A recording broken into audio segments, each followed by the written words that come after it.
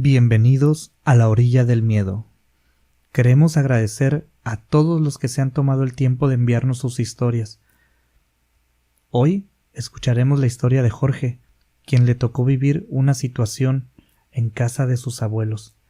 No olviden suscribirse al canal y activar la campanita para que reciban una notificación cada vez que subamos un nuevo video, así como compartir las historias con quienes ustedes piensen que les puede gustar el contenido.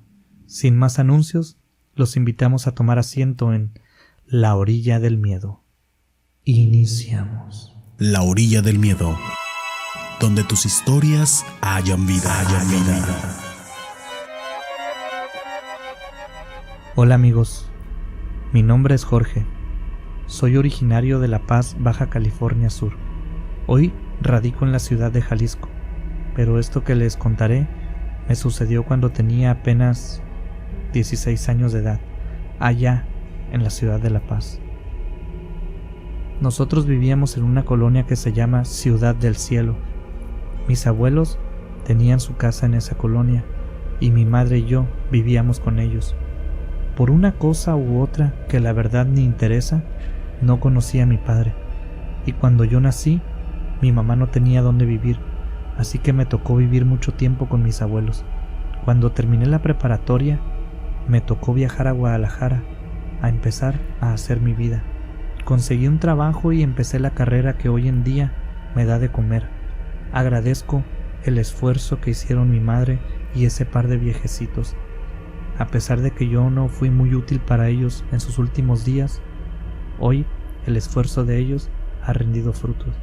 Y si me permiten, a través de su canal les envío un saludo a mis abuelos y a mi mamá. Hoy mi madre vive en casa de mis abuelos, aquella casa que está en la ciudad de La Paz y donde ocurrió esto que les contaré.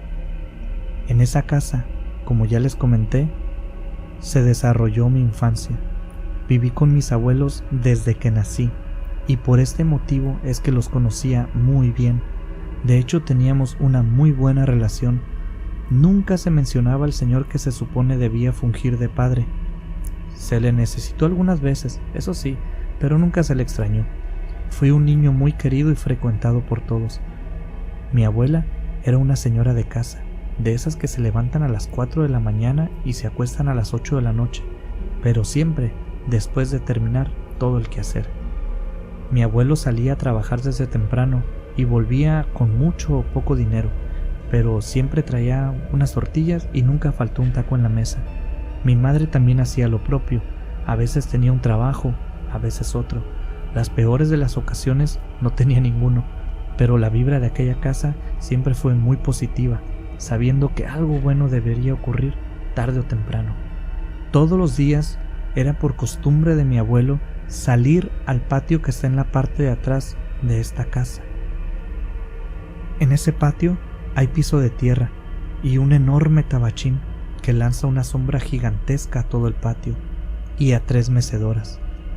A veces mi abuelo salía a barrer, otras veces a tomar café o simplemente a sentarse en una de las mecedoras y espantarse los zancudos con un periódico, pero siempre, sin falta, todos los días salía a aquel patio. En este patio mi abuelo tenía un altarcito, un altar a San Benito. Yo más o menos entendí que los altares y esas cosas religiosas por lo general son cosas que las mujeres manejan, pero mi abuelo, en su casa, él era el encargado de este altar.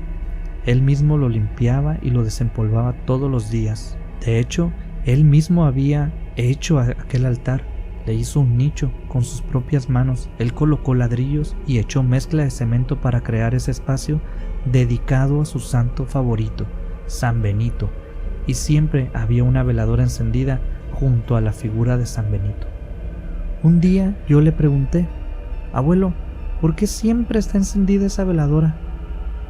De hecho no se los comenté, pero cabe el dato. Allá, en La Paz, hay una época del año donde los huracanes golpean a la región muy fuerte, y era tan abnegada la forma en que mi abuelo cuidaba a su San Benito que cuando venía un huracán, mi abuelo agarraba su figura y la metía y también la veladora.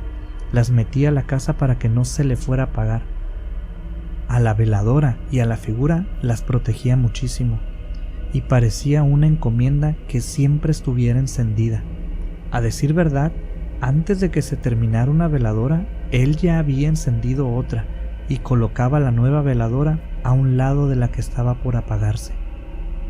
A esta pregunta que yo le hice de por qué siempre había una veladora encendida, él reaccionó de una manera extraña. Me volteó a ver y recuerdo que me asusté un poco porque la cara que puso nunca se la había visto. Parecía muy sorprendido de que alguien le preguntara sobre aquel tema, como si no se hubiera nunca esperado que alguien se lo cuestionara. O yo qué sé, les estoy hablando de una interpretación de un rostro, de algo que sucedió hace muchos años, pero sí les puedo decir que sentí algo muy extraño cuando él me volteó a ver después de que le preguntara esto. La cosa es que me dijo: yo tengo un mal persiguiéndome, hijo. San Benito es quien me protege de este mal, de esta mala energía. Si esa vela se apaga, no sé qué me pueda suceder. Seguro se apoderaría de mí y nadie me reconocería. Pero vamos, yo tenía 14 años y mi abuelo me salió con esa cosa que ni entendí para nada. Además de mirarme con unos ojos serios y muy grandes, me sentí muy incómodo y no volví a tocar el tema. Así que aquella tarde prosiguió como cualquier otra tarde en compañía de mi abuelo. No pasó mucho tiempo después de esto y mi abuelo fue diagnosticado con una enfermedad muy fea. Fue brutal para la familia, aunque a pesar de esto, los ánimos nunca decayeron. Todos seguimos igual de positivos como siempre, pero los esfuerzos eran demasiados para poder mantener estos ánimos. Pasamos tiempos muy difíciles desde que mi abuelo fue diagnosticado. La enfermedad avanzó muy rápido, o no sé si así fue, o fue mi percepción. Desconozco la velocidad con que esta enfermedad puede avanzar, pero en menos de 2 años, mi abuelo estaba ya postrado en cama, esperando su día de irse. Yo estaba alrededor de los 16 años cuando él murió, y poco antes, nosotros empezamos a hacer guardias para cuidarlo. A mí me tocaba en la noche, porque durante la tarde iba a la escuela. Mi madre, que trabajaba en la mañana, lo cuidaba por la tarde. Y a mi abuela, entre sus quehaceres y cuidar a mi abuelo, se le iba su mañana. Tuvimos que acondicionar un cuarto de la casa para que él pudiera estar.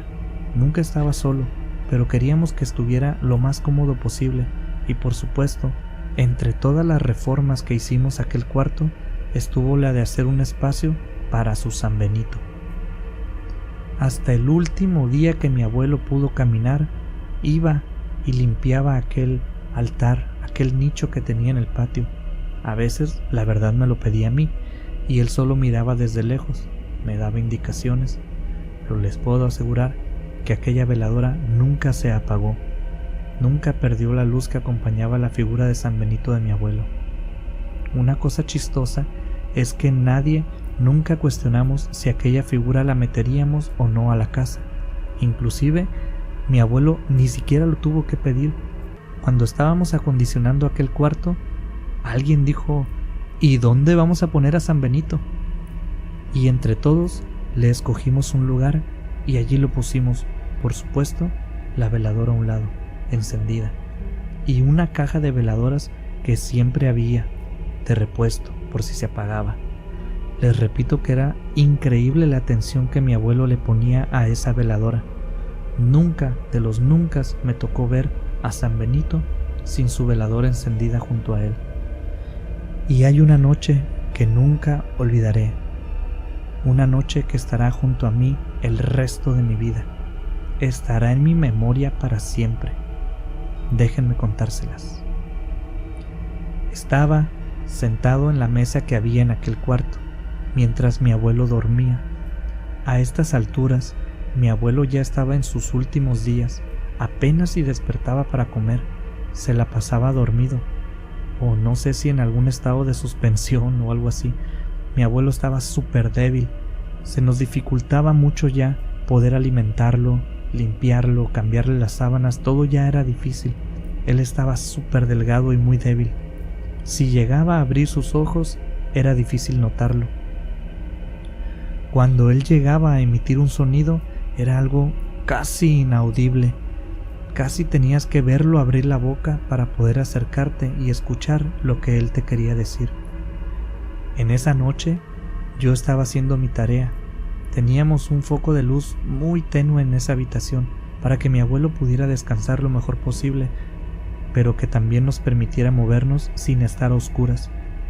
Junto a mí estaba aquella veladora, y cuando yo entré a cuidar a mi abuelo, cuando inició mi turno de cuidar a mi abuelo, mi madre me advirtió que casi se apagaba la veladora, que le encendiera una nueva de la caja. Pero maldita sea, cuando empecé con una tarea de química, me metí mucho, me clavé, me sumergí en mi tarea, me concentré muchísimo. Mi mente dejó de poner atención a mi abuelo. Sinceramente, ahora que lo estoy recordando, pienso que de tan concentrado que estaba, olvidé hasta que estaba en la habitación con mi abuelo.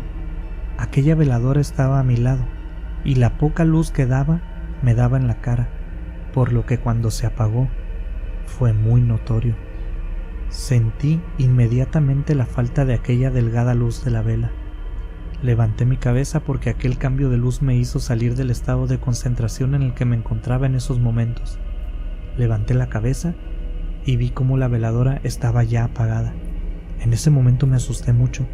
No sabía por qué, pero sabía que aquella veladora era algo muy importante en la casa de mis abuelos. Mi abuela y mi madre la cuidaban casi igual que mi abuelo. Entonces supuse que yo debía hacer lo mismo. Cuando vi que se apagó, me apresuré a levantarme y tomar otra veladora de la caja que estaba en una orilla del cuarto. Pero algo llamó mi atención. Sentí algo a un costado mío. Vi de reojo un movimiento rápido. Entonces, antes de poder tomar la veladora, giré mi cabeza hacia la cama de mi abuelo, que es donde había visto aquel movimiento. Lo que vi esa noche no lo olvidaré nunca. Mi abuelo, que estaba tendido en cama, débil, sin energía, postrado desde hacía días, que lo limpiábamos nosotros, le cambiábamos las sábanas, se estaba empezando a mover. Su cuerpo se empezó a arquear y al mismo tiempo se giraba sobre su columna, como si se estuviera quemando. Sus manos se convirtieron en alguna especie de cosa torcida, como si se le agarrotaran. No se estaba convulsionando, eran movimientos lentos. Esos movimientos parecían como si se tratara de una bola de papel lanzada al fuego, que poco a poco se empieza a consumir y a mover, y como si esa hoja se quemara en cámara lenta. Los ojos de mi abuelo estaban muy abiertos y se veían blancos. Tenía sus ojos totalmente en blanco. Su boca se abrió en un gesto totalmente antinatural. Abrió muchísimo su boca y la mandíbula inferior se movió hacia un lado. Vi todo esto en cámara lenta. Me quedé en shock. Olvidé por completo la veladora y me quedé viendo aquella escena grotesca. Él empezó a lanzar baba por la boca, baba con muchísima espuma. En algún punto de aquellos movimientos, mi abuelo cayó de la cama, se oyó un golpe seco y luego se quedó totalmente quieto. No se movía para nada y luego un sonido horrible, grave, gutural, salió de su garganta. Su boca no se movió. Aquel sonido solo salió desde dentro de mi abuelo. Escuché una voz horrible que salía de mi abuelo y me preguntó: ¿Tienes miedo? Inmediatamente modificó su cara y puso una sonrisa de oreja a oreja. Sus ojos se dejaron ver y me estaba viendo. En eso llegó mi abuela y mi mamá. Lo primero que hizo mi abuela al ver toda la escena fue encender una veladora nueva. Luego tomaron a mi abuelo entre las dos y lo subieron a la cama. Parecía que estuvieran moviendo una estatua. Él parecía totalmente rígido. Cuando ya lo acostaron, Mi madre me tomó del hombro, me jaló y me sacó del cuarto. Mientras mi madre cerraba la puerta, yo pude ver cómo el cuerpo de mi abuelo seguía totalmente rígido sobre la cama. Ya no me volvieron a pedir que lo cuidara, ni tocaron el tema conmigo sobre lo que pasó. Pero mi abuelo murió 2 o 3 días después. No sé si lo que pasó fue por culpa de la enfermedad o fue porque la veladora se apagó y aquel mal que perseguía a mi abuelo finalmente lo había alcanzado. Pero jamás olvidaré la voz que me preguntó: ¿Tienes miedo? Gracias por escuchar un relato más de La Orilla del Miedo, un espacio donde tus historias cobran vida y renacen en cada emisión. Si tienes alguna historia que contarnos, mándanos un correo a laorilladelmiedo@gmail.com. También puedes buscarnos en nuestras redes sociales, en Instagram y Facebook como La Orilla del Miedo. En Twitter, encuéntranos como @Orilla del Miedo. Hasta la próxima. Hasta la próxima.